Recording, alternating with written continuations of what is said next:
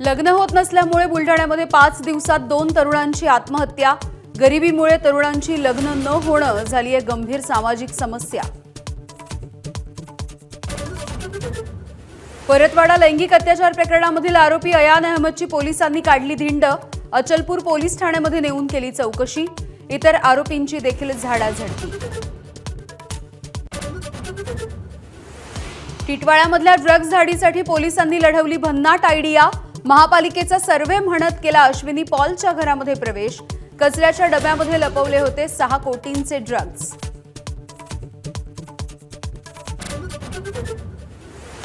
अशोक खरातची पत्नी कल्पना खरातच्या अटकपूर्व जामीन अर्जावरती थोड्याच वेळात फैसला। कल्पनाची खाती अशोक खरात बघत होता, वकिलांचा कोर्टामध्ये युक्तिवाद। 2006च्या मालेगाव बॉम्बस्फोटा प्रकरणामधील 4 आरोपींची मुंबई उच्च न्यायालयाकडून निर्दोष सुटका। स्फोटांमध्ये झाला होता 31 जणांचा मृत्यू। 7 कारखान्यांना एनसीडीसीनं नाकारलं कर्ज। काँग्रेसमधून भाजपमध्ये गेलेल्या बसवराज पाटील, संग्राम थोपटे यांचा हिरमोड। धर्मराज काडादी, रावसाहेब दानवे आणि स्वर्गीय अजित पवार यांच्या कारखान्यांना सुद्धा नकार। राज्यामध्ये अवकाळी पावसाचा जोर। लातूर, धाराशिव, सांगलीमध्ये गारपिटीनं शेतीचं मोठं नुकसान, तर 24 तारखेपर्यंत अवकाळीचा इशारा। इराणनं चर्चा प्रस्तावाकडे दुर्लक्ष केल्यामुळे ट्रम्प यांच्याकडून नाईलाजानं शस्त्रसंधीला मुदतवाढ।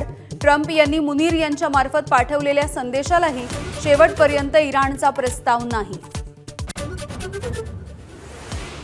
हॉर्मुझची सामुद्रधुनी खुली करण्यासाठी 30 देशांच्या लष्करी अधिकाऱ्यांची लंडनमध्ये आज आणि उद्या बैठक। सुरक्षित वाहतुकीसाठी संयुक्त आराखडा बनवणार।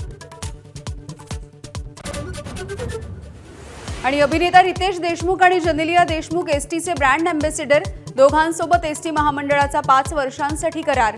प्रवाशांना आकर्षित करण्यासाठी एसटीचा निर्णय।